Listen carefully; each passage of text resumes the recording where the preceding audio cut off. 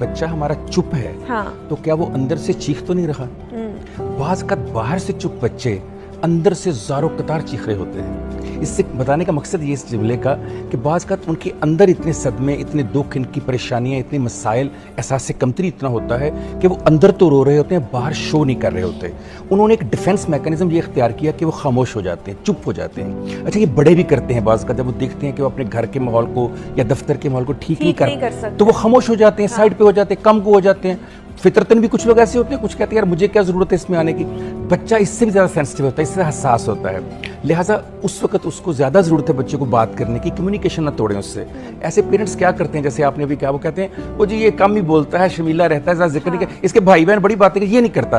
अब आपने क्या किया, कनेक्टेडनेस उसकी जो होनी चाहिए थी आपने खुद ही ब्रेक कर दी। अब अगर बच्चा बोलना भी चाहे, कुछ कहना भी चाहे, तो क्योंकि आपने उसका तारफ ही ये करवाया कि ये बोलता नहीं, कम गो है, शर्मीला है, खामोश तबा है, तो वो इसी को एक्सेप्ट कर लेता है। तो अंदर की चीख सुनने के लिए बहुत ज़रूरी है कि आपको पता हो कि मेरे बच्चे की ख्वाहिशात क्या हैं, कहीं उनका गला तो नहीं घुटा जा रहा, कहीं हमारी लड़ाई, कहीं हमारा मसला, कहीं हमारी परेशानियां उस बच्चे पर असरअंदाज तो नहीं हो रही। और आपने जो एक बात की कि बच्चे बहुत जल्द फील करते हैं, कहा जाता है कि जब माँ के पेट में बच्चा होता है उस वक्त जी, जब माँ और बाप लास्ट ट्राइमेस्टर में लड़ते हैं, बात करते हैं, पॉजिटिव या नेगेटिव, दोनों के साथ माँ के पेट में बच्चे थक जाते हैं। जो बच्चा दुनिया में आने से पहले इतना हसास है, वो दुनिया में आने के बाद कितना हसास होगा। सिलेक्टिव म्यूटिज्म है, ये 99% नफ्सियाती मसला है, ये ज़हनी मसला नहीं है। ज़हनी मसला उस वक्त होता है जब वो ऑटिस्टिक हो जाता है, ऑटिज्म में चला जाता है या डिप्रेशन में चला जाता है। इसलिए मैं कह रहा हूँ सिलेक्टिव ऑटिज्म तो बड़ी अच्छी बात है, हमें ये पता चल गया बच्चा कहीं बात कर रहा है, कहीं नहीं कर रहा है। इसका मतलब ये है, एपी ये कहता है, इसका मतलब ये है कि बच्चे में फितरतन बात करने की सलाहियत है, किसी माहौल में बात करने के काबिल नहीं है वो। तो ये 100% नफ्सियाती है। इसकी वजूहात उस माहौल के अंदर ढूंढने की जरूरत है जहां बच्चा बात नहीं कर पा रहा।